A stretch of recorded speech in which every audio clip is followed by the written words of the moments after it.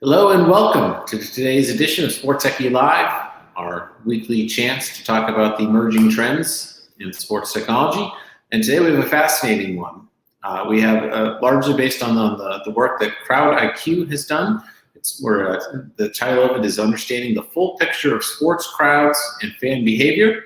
And we have Rachel Goodger, the Director of Business Development for CrowdIQ, which came from a sister company, FanCam. And then we have some of their clients here. From the Minnesota Vikings, we have Kendall Peters, the Director of Business Analytics. We have and Ganetta Sexy Amar from the Director of Business Strategy.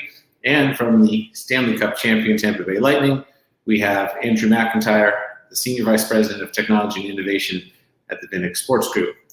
Thanks to all of you, and thanks to everyone in the audience for joining us. Just a quick housekeeping note. As you'll see on the right, we have a chat section. Please feel free to say hello, introduce yourself, share your LinkedIn to network, chime in with your own thoughts and perspectives. On the second tab, we also have questions. We'll feed them in there, and I will try to work them in throughout. Don't just save them for the end. As they become relevant, I'll do my best to work in as many as possible. And so to jump right into it, we'll start with Rachel. What is CrowdIQ? I had a chance to write about this for SportTechie, but I'm sure a number of our audience hasn't had a chance to see that or learn much about it. What is CrowdIQ? So we use computer vision to analyze the composition and behavior of crowds. That's a fancy way of saying that we basically look at very high resolution photos of basically every single person in the crowd at a sports stadium. So as you mentioned, CrowdIQ came from FanCam, which has been around for about 10 years. And anybody familiar with the marketing and fan engagement side of what we do, it's these big 360-degree photos that we capture of sporting events and concerts. And usually they're big tentpole events. But a couple of years ago, we started installing these cameras into venues so we can capture every single game. And that's when our team started to notice a lot of trends in the crowds. We can detect this obviously visually, but we said, okay, well, what if we have a computer look at the crowd so you don't have to sit there and manually count, all right, how many women are in the crowd, how many men, how many kids, how many adults over 60, so on and so forth. So that's kind of where the idea began, and it's growing from there into the full launch of our sister company, CrowdIQ.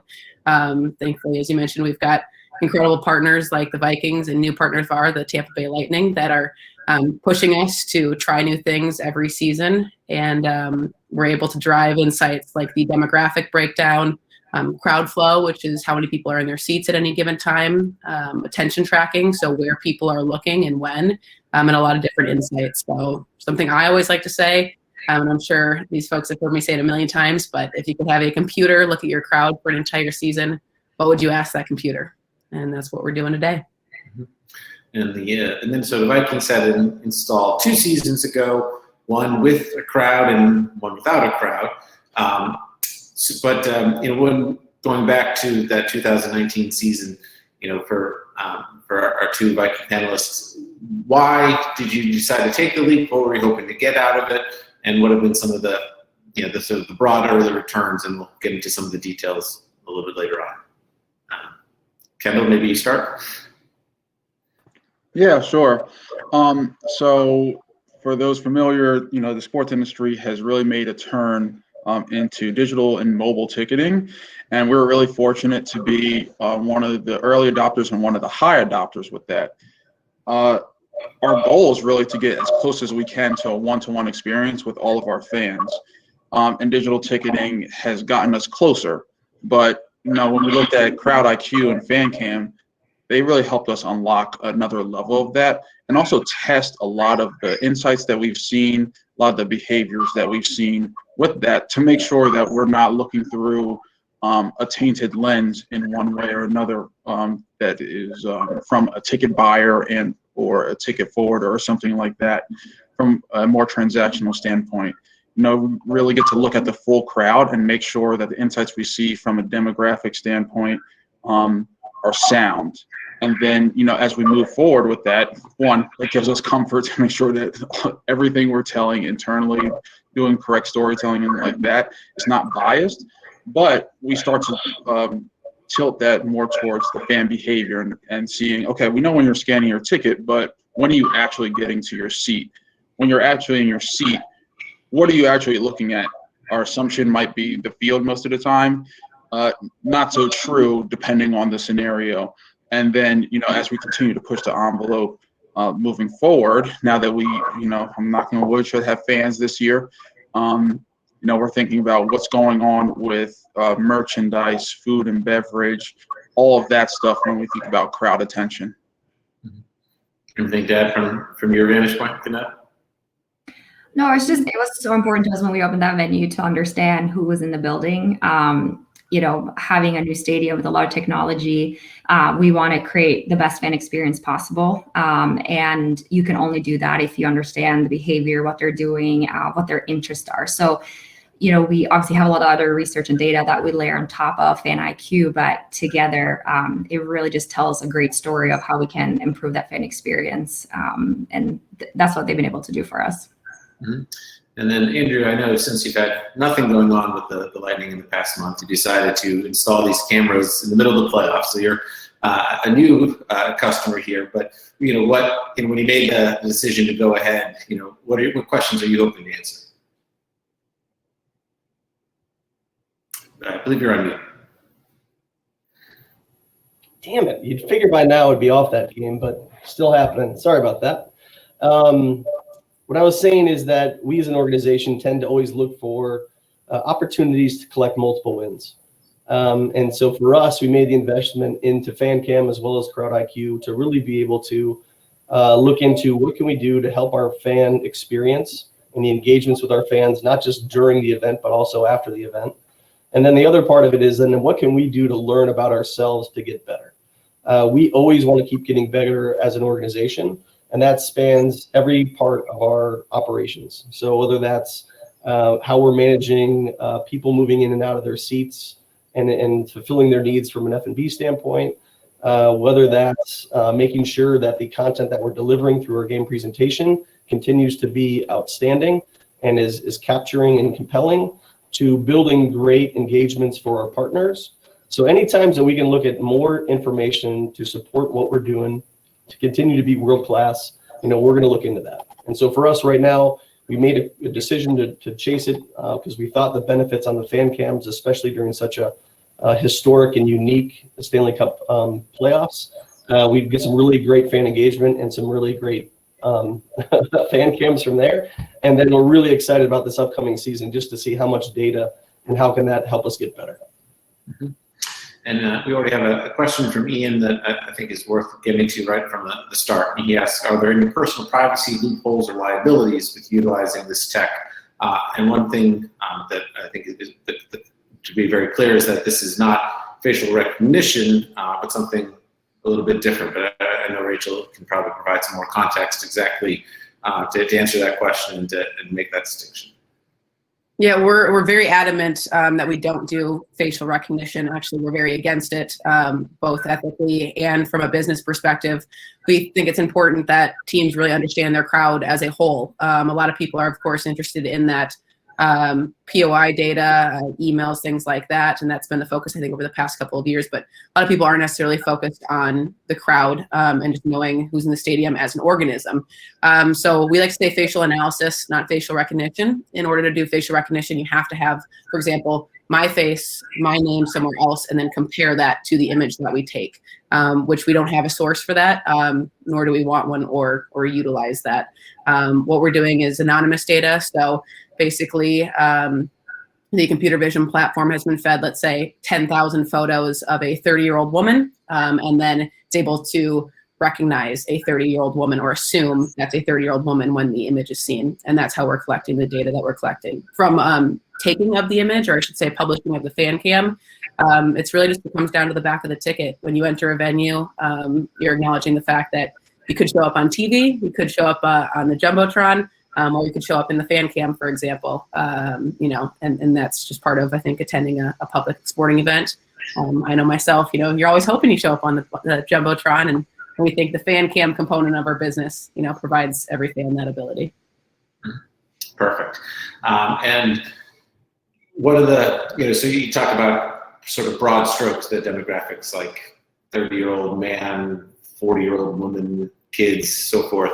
And I know when we spoke earlier, you mentioned some interesting demographic changes, particularly maybe the primetime games versus the afternoon games. What have been some of the early findings you've seen? Yeah, I think obviously with digital ticketing, we realized that, oh, this skews a little bit different and younger than we thought. But when we added CrowdIQ to the mix, we realized that those baby boomers that we thought was always at our games, they're there, but not as much as we thought. I think average age in our games are 36. So it skews a lot younger than we expected across the board. But yeah, for those primetime games, and we'll have a few this year, it skews a lot more female and more younger. So the games of a noon game kind of skewed opposite. So it's just been interesting to see, and it helped us change a little bit on how we attack those primetime games this season, with knowing that audience is different, has definitely helped us a lot. And Kendall, how much have you found that it's been, sort of an extra source to validate what you already knew versus providing new information? Yeah, it's a little bit of both. And I would tag on to Gunetta's answer there, is that through, I think, obvious reasons for a lot of people on the call here, through digital ticketing and stuff like that, we don't have a lot of information on Gen Z and younger individuals coming to games and engaging with us. Sometimes it can be a little bit of a blind spot. So, at an aggregate level, CrowdIQ really helps us to understand what that's like. So that's where some of the skewness may come from, and help us to triangulate a lot more information that we see, and make sure we're not pitching anything, or we're not saying anything, or like this is absolute, knowing that there might be a blind spot in what we see from other areas. So it's kind of like a little bit of a dance where you want to make sure that everything is validated, and CrowdIQ helps us to make sure that that is happening, and not saying any statements are absolute before testing from a couple different sources.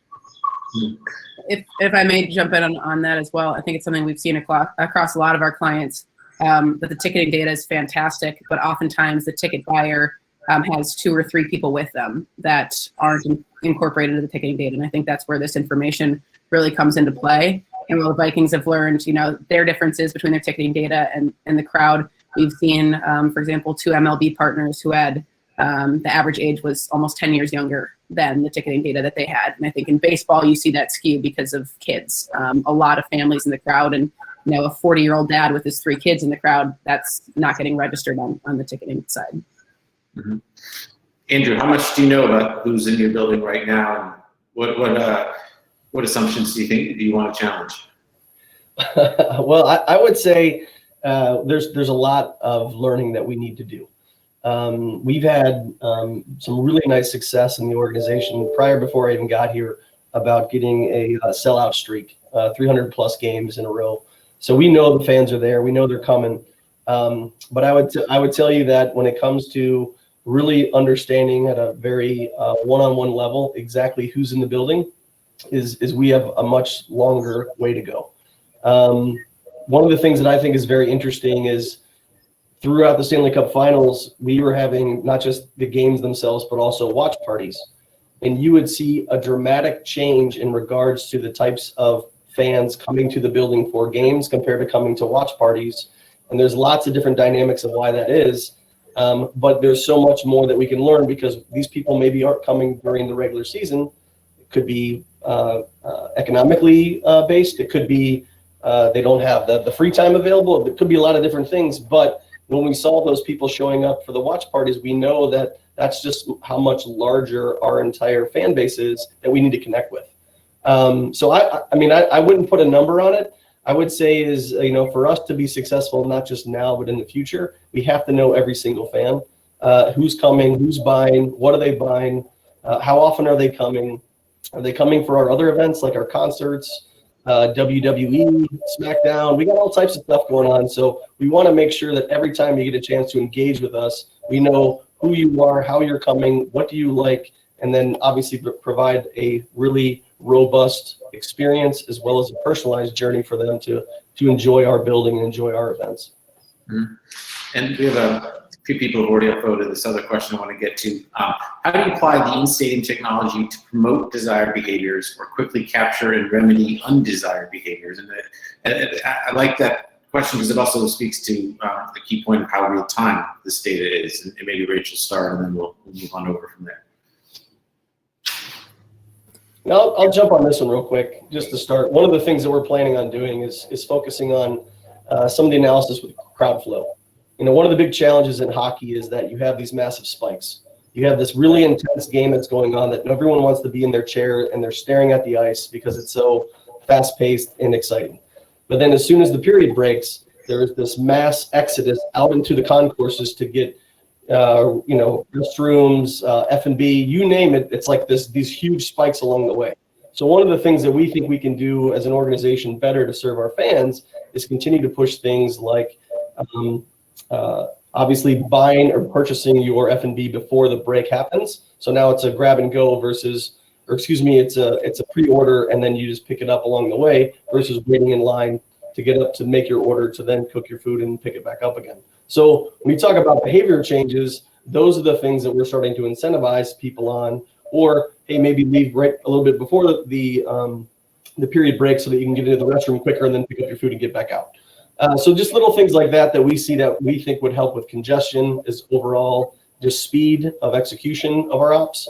And then we think that'll actually help a lot of people out with regards to just how much they're enjoying the place versus some of the congestion that you get in the concourses. And I think you're to piggyback on that. I think you're able to game over game track any minor changes. So with that crowd flow, for example, you know, you're able to see, okay, if we tweak this one small thing, were people in their seats longer? Did they leave earlier? Were they back before the start of the period? Things like that. With a lot of our clients, we're starting to pump in this data in real time, and it's something we're hoping to do with the Vikings this year. So it could even be something as small as, for the first half we played this music, for the second half we played this music. You know, did it make a change in who stayed in their seats? Things like that. The halftime shows for football are obviously a big deal. Are certain halftime shows keeping people in their seats longer or keeping them from leaving? Other times, are you pushing stuff on the video board for food and drink, and are fans getting up and going and getting it? And then I think that's a big part of where attention tracking comes into play, is that per second analysis of our fans looking at the big screen, the field, down at their phones, or anywhere else in the stadium. I think that really gives you the ability to track in real time where fans are looking and any minor tweaks that you're making with your in-game entertainment, or any other programming or anything happening in the concourse. I think you can really see the effect of that in real time. And so if, you know, since, you know, depending on your jurisdiction, some places may still require masks, for instance, would you be able to follow this closely enough to see mask compliance? Yeah, so we did a test with that with the Vikings. We were hoping to help them get fans back into the venue this past season, which didn't end up happening. But it's something we've been doing all summer with some baseball clients. But basically, it's just mask detection. We can tell you what percentage of fans are wearing their masks or are not wearing their masks in the crowd. You know, it obviously differs across team, across state, and across city. Kind of the guidance that we're seeing and how often fans are actually wearing them versus not wearing them. But we can do that along with social distancing metrics. So if there's supposed to be social distancing or only X amount of people in a section, does that go over capacity or is it staying under capacity at any given moment in time as well? This is all stuff we developed obviously in the last year. We're hoping that that's not necessary this fall as the football season kicks off, but it is definitely available. Mm-hmm. Kendall, anything to add from the trials that you've done? You know, this year we were testing a lot of that out. Like I said, last year we had 2019, we had 1 year of data. So this will be the year that we're going to test some of these behaviors and things that we saw in 2019. So Rachel mentioned it, music shift, right? Some of the games where we know the generational shift is bigger than others, we're shifting that up a little bit to see if that makes a difference. The halftime show is a big one. You know, how do we get them to stay in the seat? So playing around with that, we have now a season of different types of halftime shows that we did. How did they perform? When did people leave? How do we keep them in their seats? And same with Andrew, we're testing a lot of that in seats, in grab and go, stuff like that as well. So we're excited this year to see how some of these implementations we're doing are shifting the behavior. And like Rachel said, it's going to be every 10-15 minutes. So we'll be able to control it in our control room on games, and really deliver that information right to the different operations of game presentation, game operation, like immediately after the game. So they can look at that and make changes and for the next or for the following game. And I think, from an analytics side as well, when we get that information so fast, there's a lot of filtering that can be done. Many people in here have personas and profiles. We have our own, and we know that people come to our games for different reasons and will engage with different things.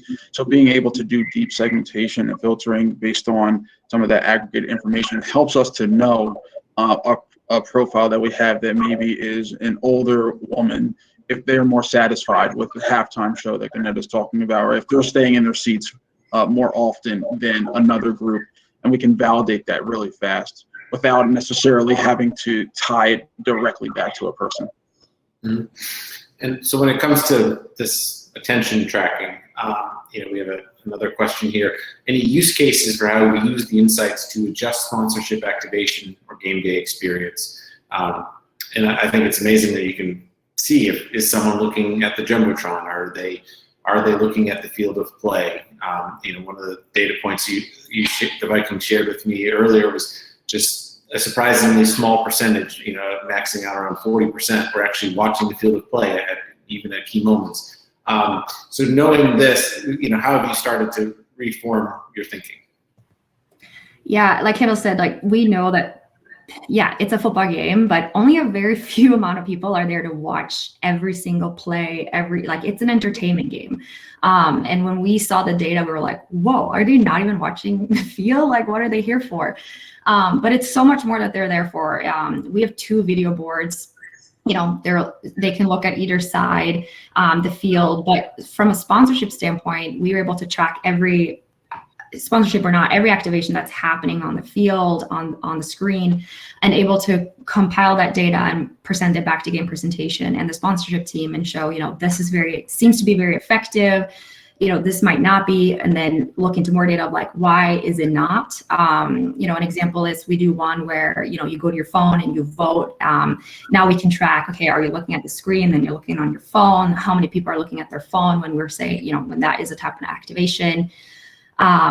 Some didn't perform the best. So now we're like, okay, how can we shift this? What's working well? How can we maybe shift this type of activation to make it perform better? So those are the conversations that we're having right now with partners to say, hey, if we did this, it might be a lot more effective. Are you guys willing to try that?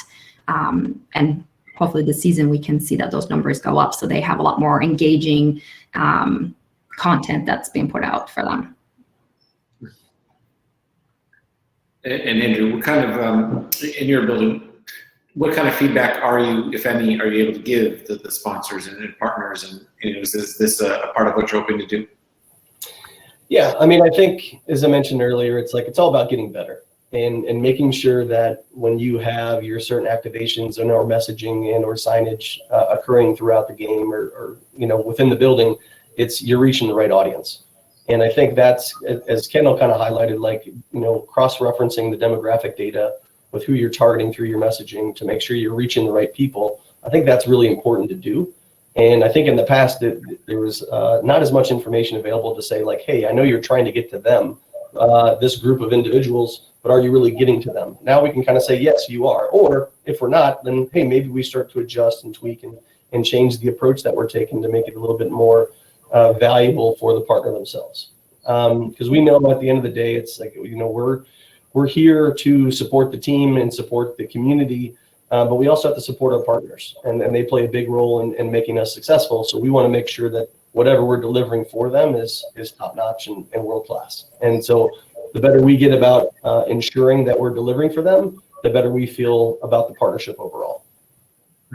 And I think we're all pretty sure that in sports and entertainment, the only universal truth is that everyone watches the kiss cam, especially when there's a rejection. When someone says, no, I'm not going to do this publicly, then you hear the crowd.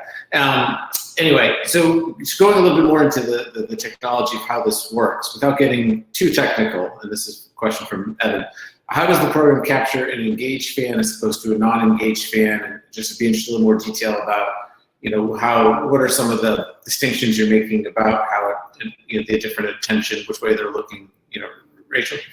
So we have cameras throughout all the stadiums that are capturing the entire crowd. So every single person in the crowd, and that's where we're getting that demographic breakdown, the crowd flow, insights like that. From an attention tracking perspective, we have a separate camera that's static, that's not moving to capture the crowd. And that camera is firing on a subset of the stadium every single second throughout the entire game. And so that's how we're able to capture steadily. With that, we're making sure that we're capturing sections that you can have an obvious pitch and roll of the head. So somebody has to look right to look at the Vikings 2 scoreboard. They have to look all the way left.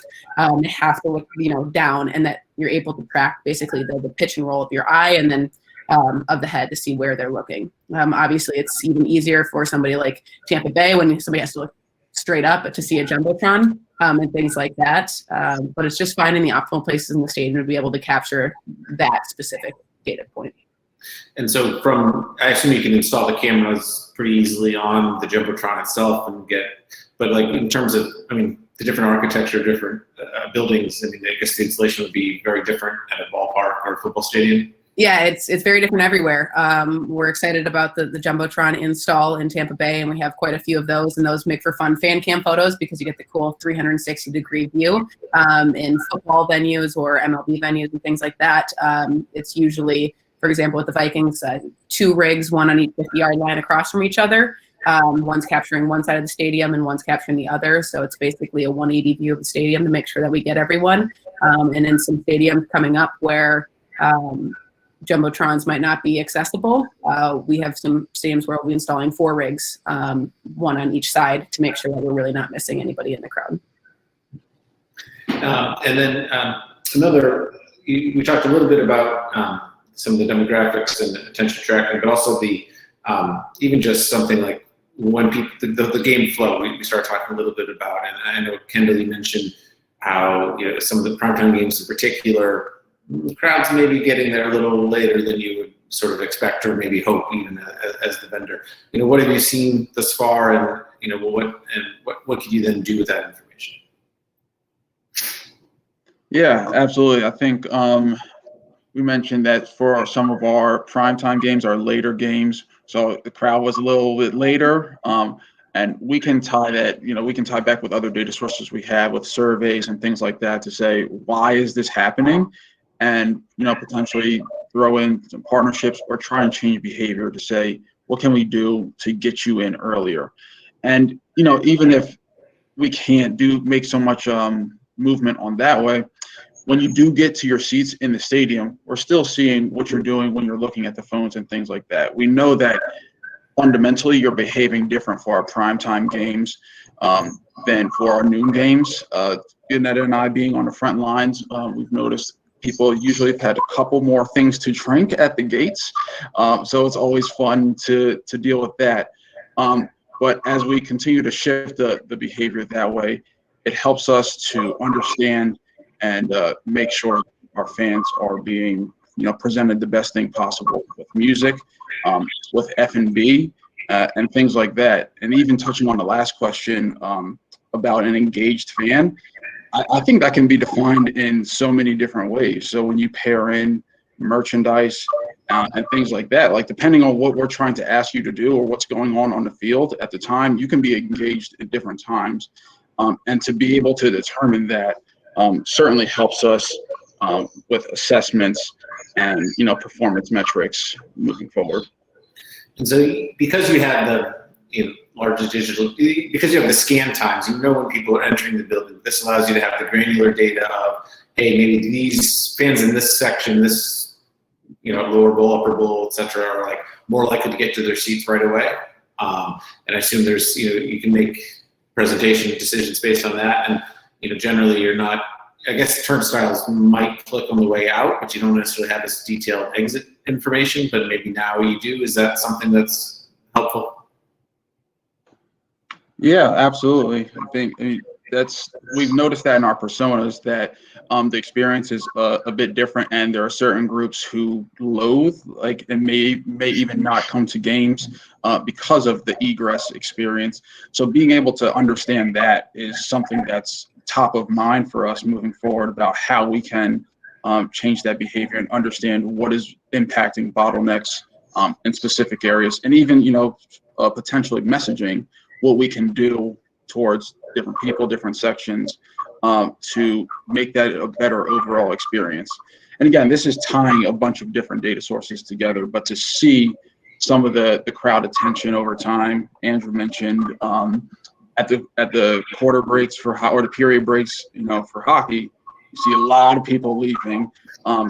Similar to that for us is we see that at the quarter break, and if we tie in some of the score data, if we're not doing so well in the fourth quarter, we'll see it there as well. And being able to triangulate that with our email provider, mobile app, things like that, and all of the people who work on the game day for us allows us to react really fast from a resource standpoint. How do you, another question came in, how do you measure success or customer satisfaction trends? A lot of my friends complain professional sports don't have the same game day experience as college. How could a platform like this be used along those lines? Rachel? Yeah, I mean, I think there's a lot of different ways to measure that. Obviously, comparing, I think comparing college to pro sports is apples to oranges. I think the game day experiences are very different. I think oftentimes the fans in attendance are very different as well, and the demographic breakdowns that you see there. So I think success has to be defined by the teams. I might defer to the Vikings for what they define as success. I think from a satisfaction perspective, a big point is looking at that crowd flow data, though, and how often are fans staying. We see it differs significantly across sports. We see it differs significantly across teams. But I think if you have fans in your seats at the end of the third period or the fourth quarter or the ninth inning or whatever it is, and they remained in their seats for the entire game or stayed for the duration of the game, personally, I would call that, great customer satisfaction, especially if that's happening game over game and night over night, no matter what the score is. But I'll defer to the Vikings for what their definition of that is. Yeah, I think obviously using another year of this information and attention tracking on certain elements is going to be one way, but we also use, through NFL, we have something called Voice of the Fan. It's kind of how they rank every team. We get a lot of verbatims, and we use that a lot to see how the fans, single game, club premium suite, to kind of break them down of like how they are rating the whole game experience in a lot of different areas. So that's definitely one that we're looking at it. And like Rachel said, I think our college and pro is so different. But I think how maybe pro can adjust their game presentation and fit better now is like I said, like digital ticketing gives you one way of who's in your building, which is great. Now you have this other layer. So if your audience, and you don't know that your audience is like 10 years younger than what you think, you're gonna plan a game day presentation that is fitting that crowd. And if they're not the one in the building, yeah, you might have a shift saying like, oh, this is not really my style. So with this type of information now, we know exactly who's in the building, and we can start shifting and personalize that experience to who's in the building. If that is on a noon game, if that's on a 7:20 game, we can be more mobile to shift that experience, and hopefully, like Andrew's saying, we're looking to just create the best fan experience possible at every game. Every year we're learning something new. The more we get this data, the more we can continue to provide an enhanced fan experience. So hopefully it will shift for other pro teams too. I mean, if you see this information, you're going to be able to change. And if you don't know who's in your building, then it's hard to shift and see what's working and not working. Andrew, there's another question that came in that I'm going to start with you. How do you incorporate the second screen into the in-stadium experience outside of mobile ordering that gets you closer to the desired one-to-one interaction with your fans? Do you have any thoughts there? Yeah, that's tough. I mean, we've been doing a lot of testing over the past 2 seasons with second screen. When we were in the bubble, there was a large emphasis on second screen because obviously we couldn't have people in the building, and games are happening up in Canada. And we tested really kind of the two different models that I would say, at least the way I have learned them, is there's the lean back. So it's like you're in your family room, you're leaning back, and now my second screen is my phone, and I'm adding some additional features here. The other one is the lean in, kind of like what we're doing right now, which is I'm in front of my computer and I'm watching a live stream and then interacting with other fans, kind of like a watch party, if you will. So the reason why I say that is I don't know if there's one definitive second screen approach, but I do think that as we learn about our fans, starting to understand who's able to get to the arena, what they might want complimentary for their experience, whether it's mobile ordering or additional statistics and or some of the new things that we're trying in NHL, like puck and player tracking and the new statistics that are coming out through that could be readily available online.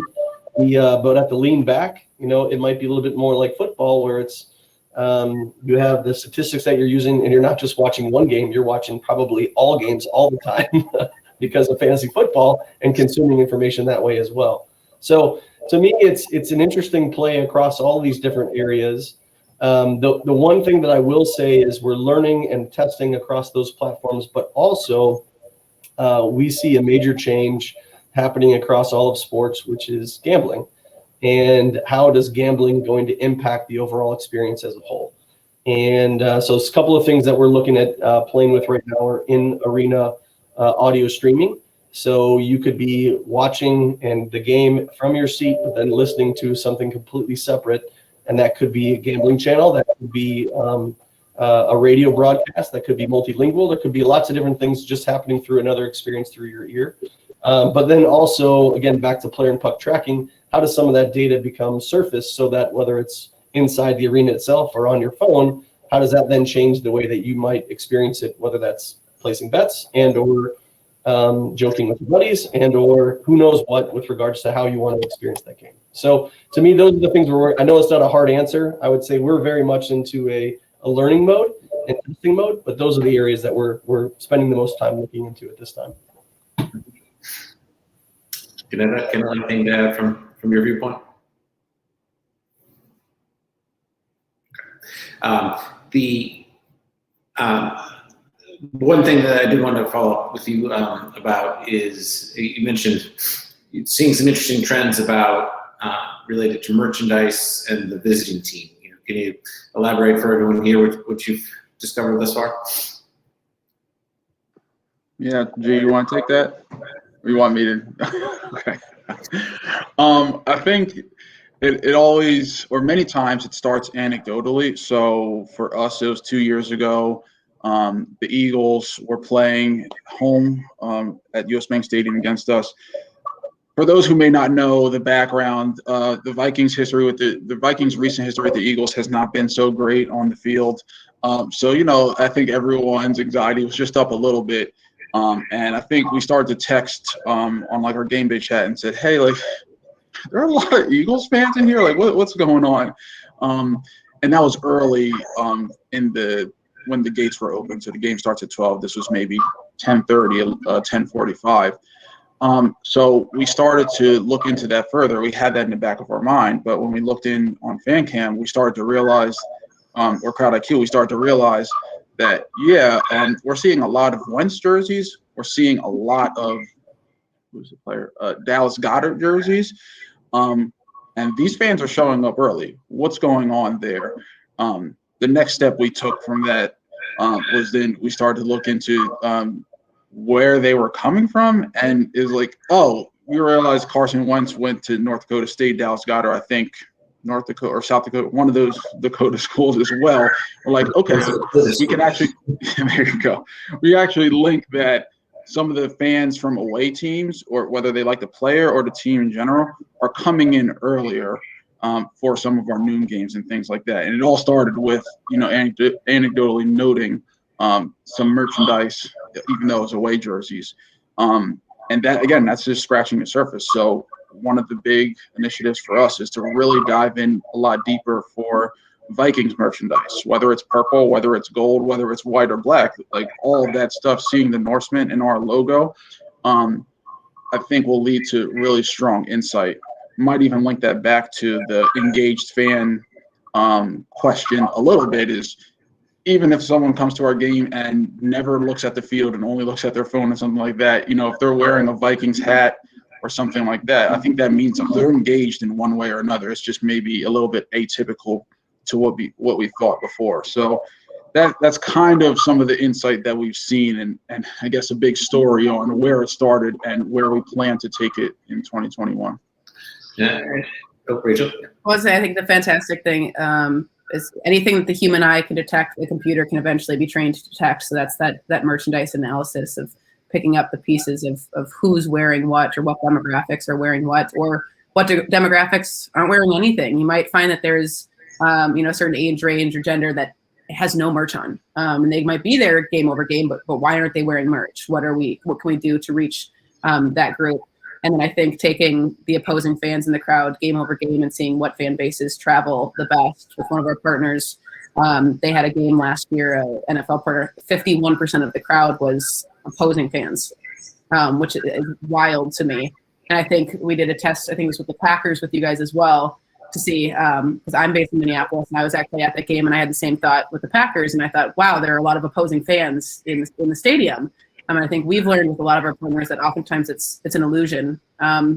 Those fans stand out way more. For every one opposing fan, there could be 15 Vikings fans or Tampa Bay fans, whatever it is. But the opposing fan really jumps out at you because you're not noticing all the other fans wearing the same jersey that you are. But I think that's an interesting trend that we'll continue to evaluate this season. Yeah. Well, a counterpoint to that is I grew up in the Boston area, Red Sox fan. So I lived in the Mid-Atlantic for a number of years. I went to a lot of Red Sox Oriole games, and I think it was 90% Red Sox fans. I'm not even joking. But sort of the broader point here also is we hear a lot about who this millennial younger sports fan is, and one of the key traits that has been repeated to me regularly is that they're more fans of players than teams. So how do you then, knowing this, kind of lean into that and enhance the experience? Any thoughts? Yeah, I think that's something we're diving headfirst this year. Understanding, we can now see what's their attention tracking compared to other. When are they coming? When are they not coming? So that's something where we're diving in and obviously doing research on the side as well to layer on top of it of what are some of the channels, what are some of the music, should we be doing certain TikTok, Snapchat, other platforms that can engage them in the venue. So definitely trying to understand that audience a lot more as we see that is continuing to grow and come to our game. Ken, I don't know if you have any other things to add on that side. And yeah, I think it's always just about understanding the fans too. So I think we're not so conceited to say we know everything about our fans. It's very we probably don't know as much about our newer fans or our younger fans. So I think that's even the tipping point.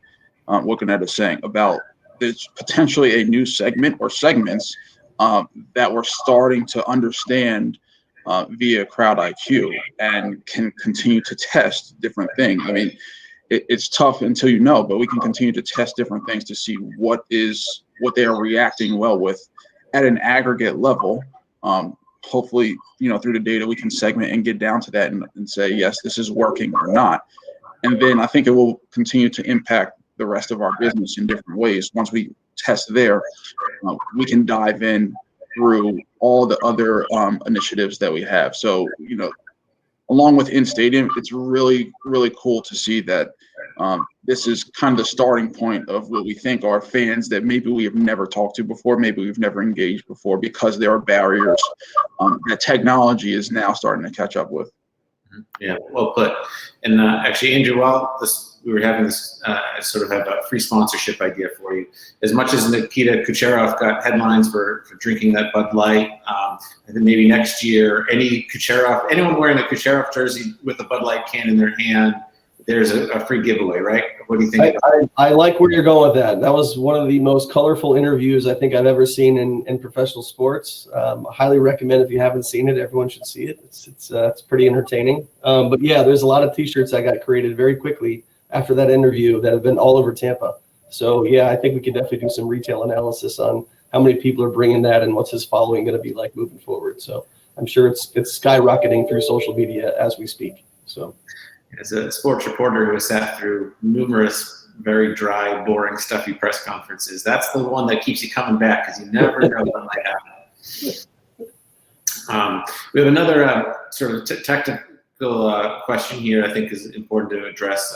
Rob asked, who owns the data that is collected? Is that kept by CrowdIQ? Is it given to, do the teams have rights to it? What's the distinction? It depends contractually, and I think by league as well. I need to bring in our legal team to answer, those kind of questions. But I know for the most part, it is CrowdIQ that technically owns the data. We're working basically on almost licensing agreements with our partners that are annually renewed and working with them year over year. But say a partner decides not to re-up, that data doesn't disappear from them, I should say. They have the data, it's not taken away. And in some cases, we do have clients or leagues that own the data. And actually, Rob also has another question about the cameras. Is this something that they can install themselves? Does it have to be someone supplied by you? What's the technical specs on that? So we build out custom rigs for each venue. So it's customized per the venue. We can install it ourselves. It can be contracted through the team's union to install it. There can be some kind of collaboration. But how it normally works is we go out for a site visit, or we have somebody from the stadium ops side do a site visit of where we should be installing, take some photos and some measurements, and then we'll custom design the rig for each venue, and then either ship it to the venue for them to install, or bring it ourselves and install with the team. Andrew has a lot of experience with this since it just happened on their side. I don't know, 3 weeks ago.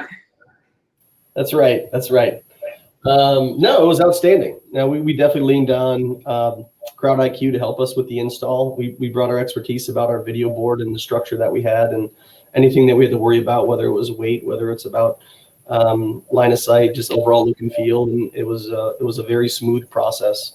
Quite honestly, I know when I told Rachel we were moving forward, and she's like, "How quickly can we get in your building to do this?" And I think the technician on site was working from, I want to say, midnight till 8 a.m. every morning, just trying to get the thing up and running for us. So it was a great collaboration and very smooth. Yeah, it was I think our quickest install yet. Normally it takes us 6 to 8 weeks. Basically, say from signed contract to having the cameras up and running in venue. It can be much quicker. I think in the Lightning case, it was 2 weeks. That's obviously a rush job for the Stanley Cup Finals, and at that point, they weren't in the finals yet. So we were just keeping our fingers crossed for the team to make it there. And then selfishly, I think we were excited that they lost Game 4 in Montreal, so we could capture Game 5 back in Tampa. Very good. Another question here from Barry. For the team representatives on the panel, do you view your use of CrowdIQ as a competitive advantage compared to other teams in your league, or is this the type of technology you feel comfortable recommending to your peers because it's good for all? I guess you're on this panel, so you want to promote it somewhat, at least. Go ahead, Kevin. No, I think overall, I think it's very helpful for us. But yeah, competitive advantage, I don't think I would hold back from this for any of my peers or anything like that who are doing similar work. I think it'll make you stronger, it'll make you more educated about your fans, and be able to impact the sport and the league. Potentially, you're right. When the Vikings go to the Packer or something like that, maybe their crowd is way more engaged, and that does end up impacting a couple snap counts. But overall, that's going to make our sports and our leagues better as well. So, yeah, I think it's something that is good for all, and it's not something that we're like, hey, this is for the Vikings and the Vikings alone. Yeah, I suppose if you're the Jets and Giants and are in the same geographic location, then maybe there'd be some competitive advantage, but also it's not like you're necessarily drawing from the same fan bases as much. Yeah, I'll just quick one here. It's one, we didn't negotiate an exclusivity clause, so that's probably the first thing I would say that we didn't do. The other one thing that I would say is anything that's good for our business as a league and as teams, we want to make sure that everyone is being able to learn and grow because that just helps the overall league. All ships rise, if you will. So yeah, very much. If we can find value out of it and people learn from us and they want to go, that's great. I can't wait to learn from the Vikings. So to me, it's all part of the process of just getting better as a team and as a league. I think on our side, we see a lot of value in league-wide data, anonymized, of course, but we've had these conversations, I think, with every team that we're working with is if you could know this data anonymously about the league as a whole or other teams, would you want to have it? And basic data, average age, crowd flow pieces, things like that, when most fans are paying attention to a scoreboard. I think once you hit critical mass in the league, you can start sharing those insights anonymously and say, okay, here's how we compare to our competitors. And that's what you would do in any other business. It's unique when you have 30-something teams in sport, but those are your competitors. And taking that information, I think, to sponsors. Some teams might see value in saying we're older for certain sponsors, or we're younger here compared to 90% of the league, or whatever it is. So I think there will be some value there as well once we have more teams on board, and many teams that basically want to throw their name anonymously into that hat should be able to share and access that data. Mm-hmm. And for the more on the fan cam side of the business, but we have a question here from Jack. From a sponsorship standpoint, what levels of engagement has the fan cam pictures been seen from fans posting on social during and after games? What has the response been like? To anyone who... We're still compiling. I don't have numbers to share just yet. I will admit we had a boat parade on Monday, so it took Tuesday to recover, and now I'm back at work. So hoping to get those numbers by end of week, but yeah, we haven't started pulling all that stuff back together yet.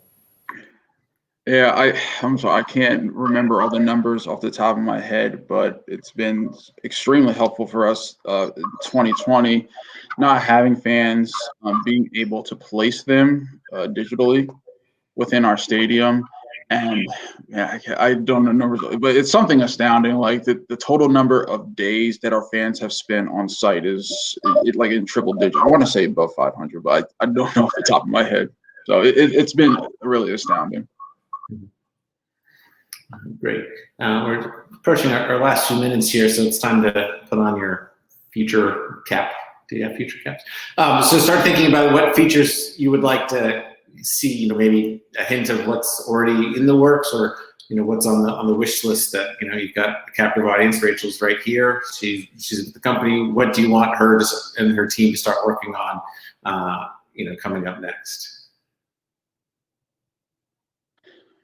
Wow, we're going to have to put the pressure on Rachel live.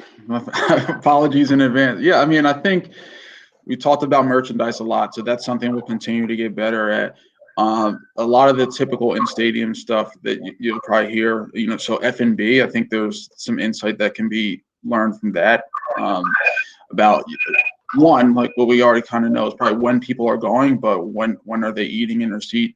Two, and probably the biggest one is emotion, if that is even possible to understand, some of the emotion of the game. So linking that back to the engaged fan question as well. If you're like, these people are pissed or they're extremely happy in section 102, what is going on over there?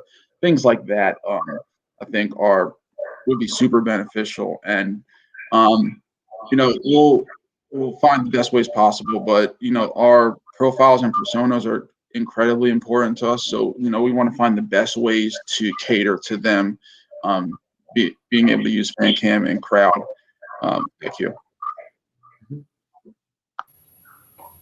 I think on our side, we use the Net Promoter Score to really track how satisfied our fans are. And one of the things that I think is true, it could be me or others agree with this, is that people will tell you one thing but then do another.